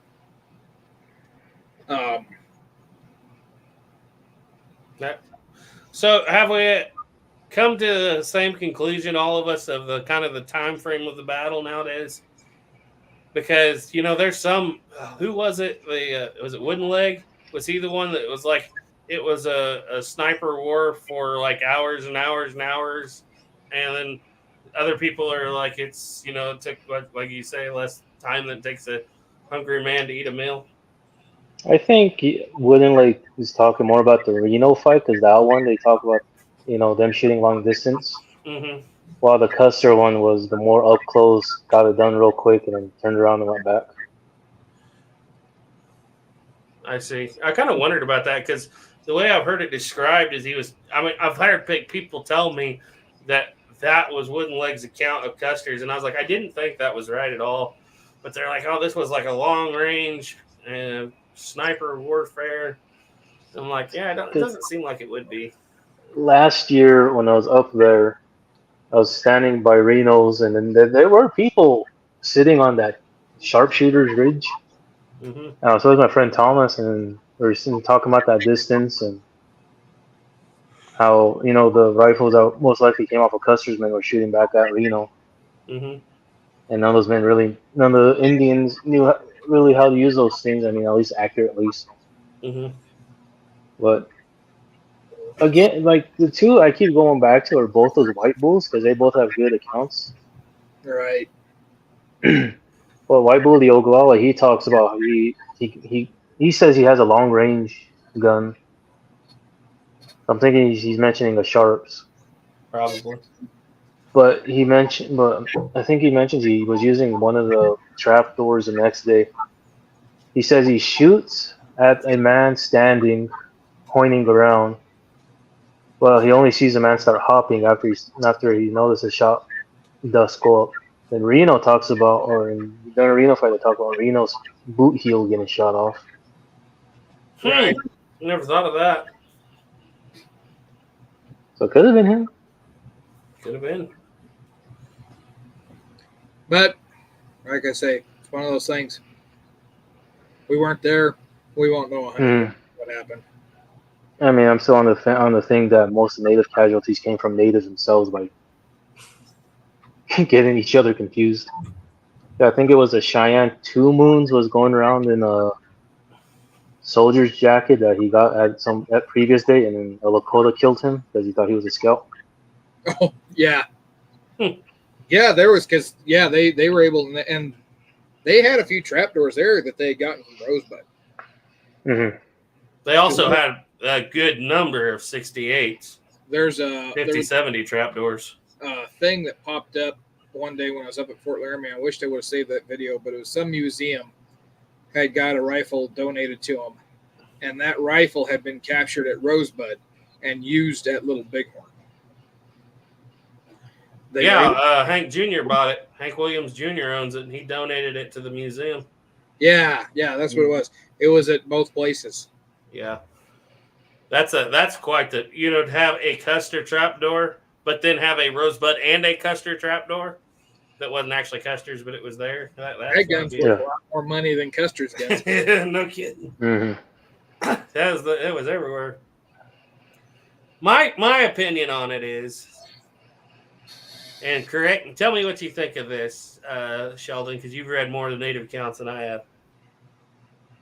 Custer and his guys charge off down that gully toward the river. 3 guys get in the river, whether Custer's won or not, I don't know. Get shot. Immediately, Custer turns around, gets up the hill, and they are on his heels all the way up. That's the way I see it. That's the way I understand it. So there's no time. It's like a running battle till they get to the top. I know on Google, if you type in Astonisher, Little Bighorn, his whole website comes up, and it has a lot of accounts that you can read. Some of them you have to pay for. Mm-hmm. I was going to talk to Duke about it and see what he thought about it. And there's good accounts. Some are bad. Like I try to find cross-reference each one to see, because That's the only way I can, for me to make up a good plausible story is just cross-reference them. Right. Because once you start seeing connections, and you can see more of a picture. But there's like that one where it says, and on that Astonisher website, said Curly captured a Sioux woman and supposedly Custer did something really bad to that woman. Like, During the I fight? think yes. I don't think that's possible Oh my. because Well, they're trying to figure out why they're Like trying. things. Huh? Like we know Custer liked to do things. Yeah. But I think we're trying to or figure out why Curly was separated from the rest of the scouts. Because even those scouts, I'm trying to remember if it was White Man runs him, or was one of the Crow scouts. They said that they left and they went about 12 miles north of the battlefield where Hardin, Montana is now. That's about 12 miles. Shoot, I guess I gotta remember. Maybe it was Goes Ahead or his wife. I think Goes Ahead's wife, Pretty Shield, relays the story because Goes Ahead died, but later on in life. But, so when they got to the Crow village, that was only 12 miles up the river. That they got met by their own warriors and shot at because they thought they were Lakota, and so because that little part of the Crow Scouts that left. So I think they're trying to figure out why Curly was left behind. So I think they're trying to make that story of because they're doing that to really that bad thing to a woman, but. Yep. Maybe he just wanted to one last time before he got killed. Because there was so much time. Yes. That's just one of the things I just find hard to believe. And he just needed to leave an heir to his estate. Thought he already had a couple of those. Well, I know the Steele family around here. They can that Yellowbird Steele family where I'm from. Yeah. They still claim him? Their ancestor kind of still claims that Cheyenne woman's son, or that Cheyenne woman's son is, where they all came from. I always heard that Custer couldn't have kids, and it might have been his brother Tom's. I've heard that too. Yeah, there's a lot of speculation that Custer might have had syphilis. Because that would explain. The army barracks are kind of Libby. Well, I mean, Libby was wanting to sleep around with other guys, so that would make sense. She was sick. That's why he deserted. She was sick.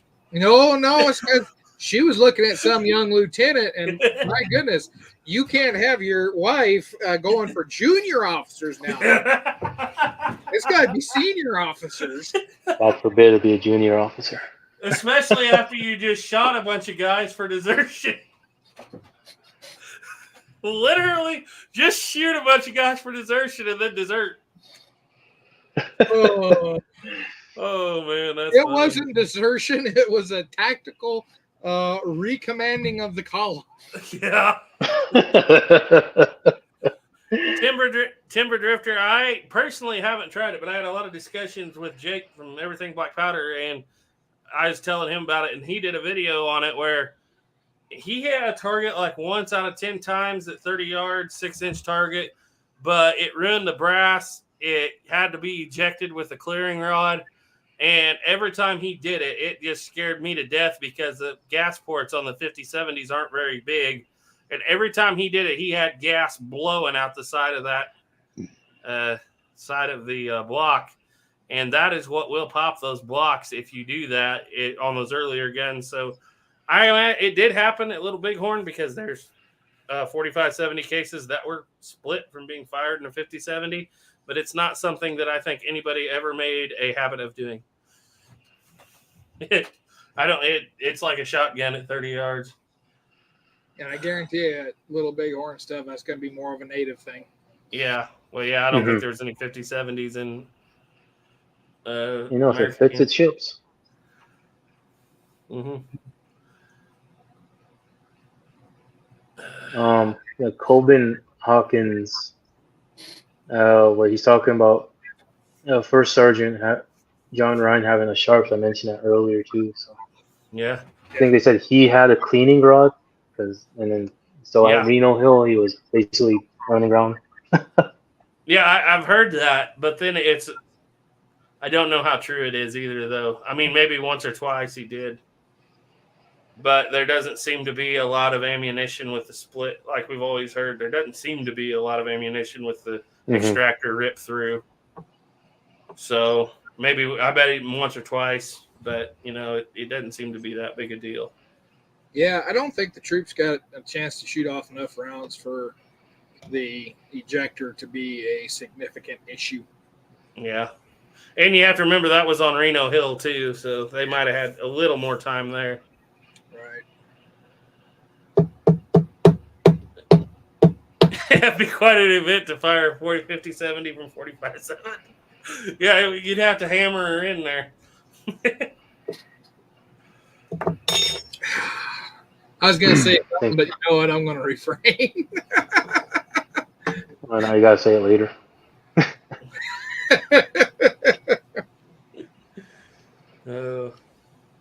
I mean, honestly, I remember the first time I went up to Little Bighorn, I was 14 and didn't really I knew what happened. I was really about it. Didn't really get into it. Mm-hmm. But man, some of those names those warriors had were kind of rough. The one that comes to mind is Plenty Lice. Yeah, it was a man you did not want to camp with.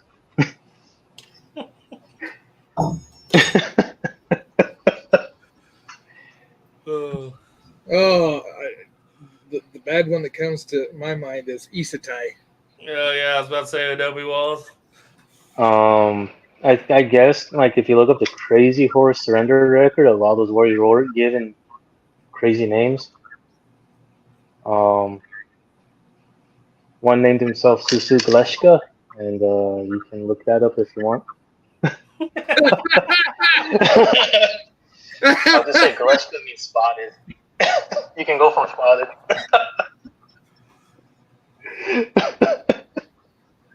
See, I know how to circumvent stuff. You just became fluent. I know some. I used to know more, but I probably could know more. But everyone else that I know wants to learn are more lucky than I am and don't want to get together. So. Yeah, I need to learn a little bit of it, but the one I wanted to learn was Cheyenne, and then I found online. They have an online dictionary where it actually has a vocal translation of how to pronounce the words. Yeah. And, yeah, that is something you're going to easily learn on your own. Yeah, that's one thing I remember in Yellowstone Kelly's book. He mentions how all the traders west of the Mississippi, they learn Lakota because it's the easiest one to learn, and there's always bound to be someone in a camp of different natives of the different tribes that had at least one Lakota speaker, or someone who knew some of it. Because it is simpler. Because when I went to school up in Montana, this older Cheyenne woman was trying to talk to me in that, and I was just kind of giving her the blank look of, I don't speak that.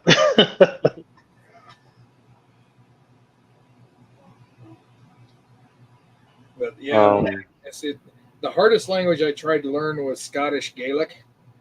And I had to stop because I was having to wipe, loogies off everything as I was trying to speak it because there's a lot of.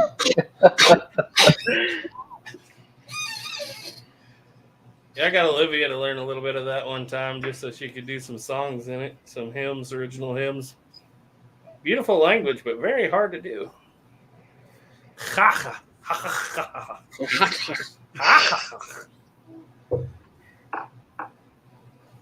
Yeah, no, the only Cheyenne word I can really remember off the top of my head is vejo.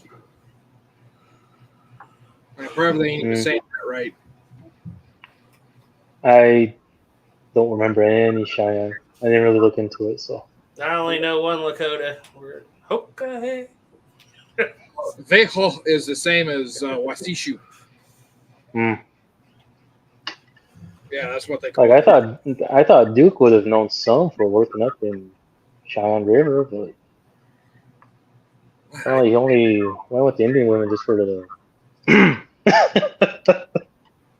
Well, I was trying to learn Southern Cheyenne when I was at Bent's Fort, just because the Southern Cheyenne were so prominent there.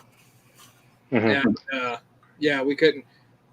The guy that took over said, "Oh, they have a Rosetta Stone for that. I'm very sure they do." Well, come to find out, he didn't know. It was Navajo. The Navajo actually have language classes that are on apps. I think even Duolingo has Navajo on it. But yeah, no, I was like, I tried. Oh my goodness. Timber Drifter said, I'm in northern Wisconsin, and years ago when we had a phone book, some of the native names were great. My favorite was Margaret Kills His Enemy. Great family name. I think around here, my little area, we have Shot with Arrow, Kills in Water, 10 Fingers. I don't know how they got 10 fingers, but they got 10 fingers. I'm going to let Duke read this when his Sheldon gets done. I am so sick of that joke. My friend Tom says that constantly. I'm like, man, you know what that means? And we're hanging out.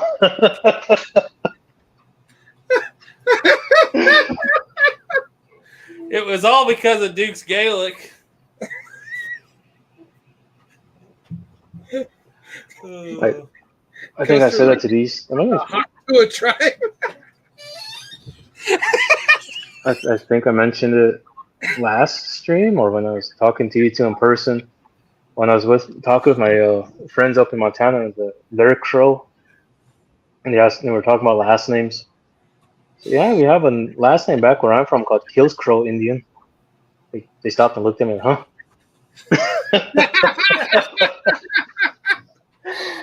Like, man, that would be a cool name to have with me friends with you guys.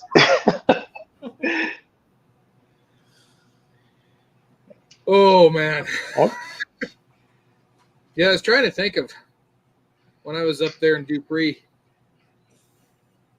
I can't remember any real other than Slides Off. The game warden up there, his last name was Slides Off. And I got introduced to him as I pulled up to him and he'd slid off in the bar pit. And yeah, he introduced himself and I said, well, you certainly live up to your name.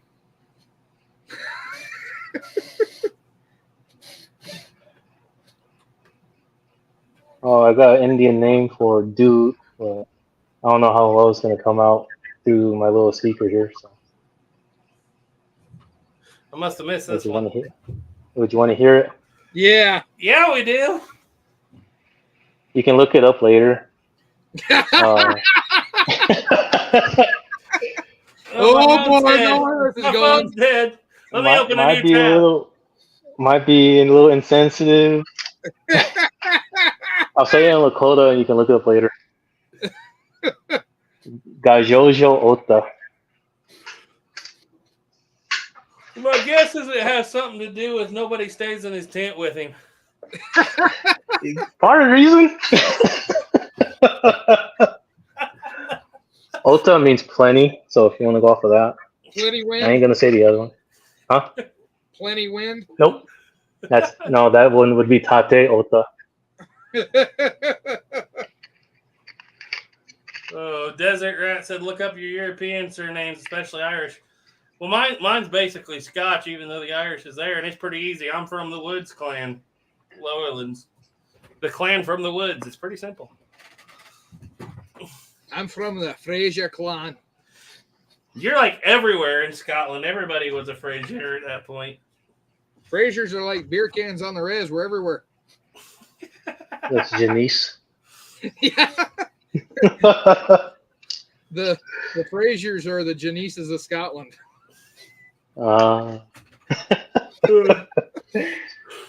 He's a Highlander. Yeah, could have been sipping ale in the Highlands, but no, they had to kick us out of my home country because we were Protestants. So you might have been a Lowlander then. So you was on the wrong side of that Culloden Moor, huh? Yeah, and they kicked us out in 1763. Oh, man. I'm pretty sure we were gone by then. Well, some of us were. You're going to have to text me that name because I already forgot what you said it was. Okay. Just text me the translation where you had it to. Just tell him what it I is. said, don't get mad. You ain't gonna get mad. Oh. Good stuff. Is there any questions? We've been going off for a bit. I think we're caught up. Yeah, I think we're about. Other than. All right.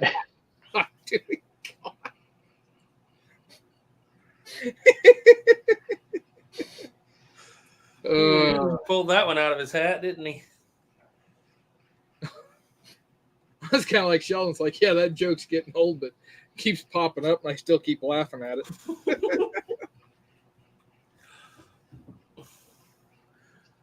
The best one I've seen is the Arnold Schwarzenegger AI one.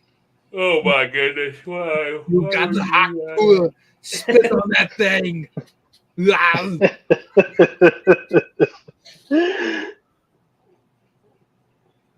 Oh shoot!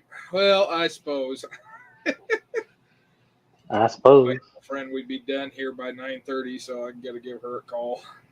But yeah, so that was an interesting Tales of the Trails. We got a little history in there, some good laughs in there.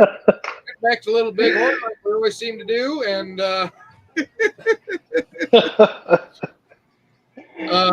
man. But yeah, so Garrett, what do you got coming up for Tales of the Trails for 11 Bang Bang? I don't have anything coming up over there yet.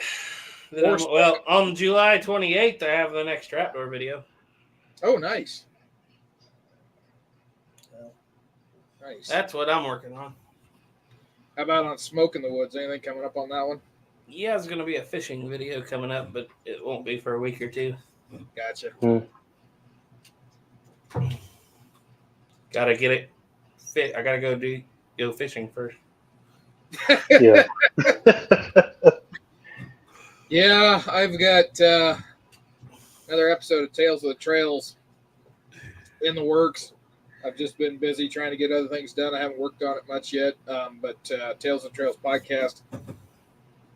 I think I have the script written. I think I just got to record it because I thought it was going to turn into be another 30-minute, and then I realized I could have just put it on to the last episode and made the last episode, 45 minutes. But you left us on a cliffhanger. Yeah, I did leave a cliffhanger there. That was kind of the intention. Keep people coming back. But the next episode is going to pick up right on the end of that. And then we get into Hayfield fight, and then it'll be Wagon Box fight, and I may just tie Wagon Box and the '68 treaty all together into one. So you left us with Tenite coming over the hill, and I'm thinking there was a tea party going on the other side. I guess. Well, there was. Let's just a little rendezvous. A real bash. Oh, a real bash going on. Okay, yeah. I thought there might be some kind of party. It was, it was a fun party going on over there. It was left on a cliffhanger. He didn't even get us a post-credit scene. No, I didn't. Why did that open a Hayfield fight? Okay. I need to. There it is. All right, come on, open it up. There we go. So yeah, I did that. Let's see, how far did I get? Oh, okay. I got. I'm not quite done with the script yet. I've gotten to the court of inquiry as to why Fetterman got wiped out. So once I get back from Utah, I'm going to sit down. I'm going to start trying to get that banged out again, get that next episode out, and then try to get the rest of it done. And if I can, 2 episodes, it might turn into 3 episodes. So in that court of inquiry, just for my own curiosity, did they mention if it was Springfield or Enfield muzzleloaders that they had? No, because they don't really get into. I just got started into it, but I don't think they mentioned. I know it was a mixture. There was a mixture of guns up there because you got to remember the Civil War Army and the Frontier. Nobody is really armed with the same thing across the board. Yeah. Some of your cavalry's got Sharp, some of them got Spencers, mixture of Spencer carbines and rifles. You got a mixture, and I know Enfields were part of the 18th Infantry, so you've got a mixture of Enfields, Springfields. The nice thing about Springfields and Enfields, they use the same bullet, and they use the same caps. So, yeah, it's a real mixture. And in fact, if you look at like the arms of like the 11th Ohio during the Civil War, there's not anybody that's got the exact same gun. They're all mixed up. What would you say the court of inquiry percentages are? How much of the percent goes to Carrington and how much percent goes to the guns? For the Fetterman massacre. Carrington's going to get the full blame. Well, he does, but I mean, I know that there's a lot of blame put on the firearms of the time. Yeah, there is, because they say that the troops are inadequately armed, and that's one of the points that Carrington tries to drive home. He's been driving that home since July 28th. We don't have the proper arms for this kind of warfare. Send us the new breech loaders like yesterday. The musicians have them. Yeah, the musicians got them. Freaking musicians show up with Spencer. The people playing the freaking drums and trumpets have better arms than the cavalry fighting. What the hell? Well, the cavalry would have had Spencers, wouldn't they? No, the cavalry had Sharps and other breech loader carbines. Okay. Yeah, no, they didn't. They weren't armed with Spencers. No. So yeah, and it's one of those that Carrington kept saying, "I need this, I need this, I need this," and they're like, "Oh, it's fine. They signed the peace treaty. All's hunky-dory." And the thing was, I was just watching. I'm going to go off on a tangent here and wind up going over to I was just watching Generation Kill. And if you've never seen that, it's a great TV show. It was an HBO special. It's about the invasion in Iraq in 2003 with the Marines. And you get to watching that and watching how it's going along with this one unit. And you realize that, holy crap, these guys are asking for better supplies, better gun lube, better batteries for their night vision, and they're the ones in the lead. They're the ones taking engagement, but the other guys that are in the back have all this fancy crap, and they keep saying, "Oh, we need these things. We need these things." They keep saying, "Oh, you're Marines. You got to learn to make do." It's like, holy crap, we're at Fort Phil Kearny, 1866. What the But I will say this, to their defense, had they sent him a bunch of 1865s, would have made a bit of difference, because those jamming dudes wouldn't have got through 3 shots without jamming. Yeah. So, well, but they did not put an emphasis. I mean, they were like, yeah, figure it out, hurry up, figure it out. They were hurry up. And then July 28th, hurry up. And then wait. Nothing. December 24th, boom. Do it now, tomorrow. Because that would have been when the telegram finally come through. So that's how long it took Portuguese Phillips to get to the telegraph station. Hire 700 men on January the 1st. Because he got to Deer Creek Station on the 23rd. Yep. 24th. Or Work well, all night Christmas Eve and all day Christmas Day. let's see. They arrived at Fort Reno before daylight on December 23rd. The American group arrived at Horseshoe Station around 10 a.m. Okay, so on Christmas morning, 10 a.m., they got to Horseshoe Station. On 25th? It says on 25th. Somehow the word got back, I believe. And then Phillips arrived Christmas night at 11 p.m. Okay, so, and they didn't have a telegraph station at Fort Reno. That's why he had to go to Horseshoe Station. Maybe But- there was some other reason. The thing was the people at Fort Laramie knew about it by the 23rd of December because the natives Yeah, that's. happened. You would think they would have telegraphed back. Fort Laramie have a telegraph? Yeah, Oh Fort yeah, TP Telegraph is fast. Yeah, junk telegraph, what they called it back in Vietnam. Yeah, was TP that what telegraph. Libby Custer said? By the time they had told her, the Indian women had already known for days. Yeah. Man, them smoke signals can work wonders. Mm-hmm. They don't need copper wire and electricity to run. All they need's a good tire.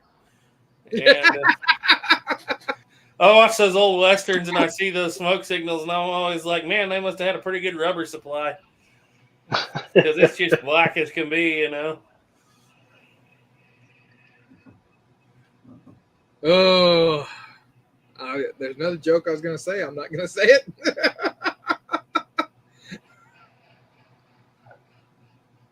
Oh, you said you were gonna end it so you can tell it to us. Yeah, I got to call my girlfriend here, so we're going to call it good. I want to thank everybody for coming out tonight. Thanks to Sheldon for jumping in and being co-host. Yeah, thanks for everybody for joining in. Sorry we didn't have a specific topic. Like I said, book that was supposed to arrive is delayed till tomorrow. But here in a couple weeks, hopefully we'll be back in a couple weeks for Tales of Trails, and we'll probably talk about Little Bighorn again, like we always do. It always comes around to it. We should. I thought it was always Red Cloud's Warfare. Let's call this chat. Let's bash Custer for an hour and a half. Like Sheldon said, we do run off on Red Cloud quite a bit. Yeah, that's true. Yeah, between Fetterman and Little Bighorn and and trapdoors, that just seems to be the focus. That's my fault. They do fit in. So anyway, once again, I want to thank you all for coming out. We're going to shut this thing down here. Y'all stay safe out there. Keep your powder dry. Stay tuned for Tales of Trails podcast. There'll be another episode here in a few weeks. And until then, catch y'all later. Bye-bye. Oh, and I got to click that twice.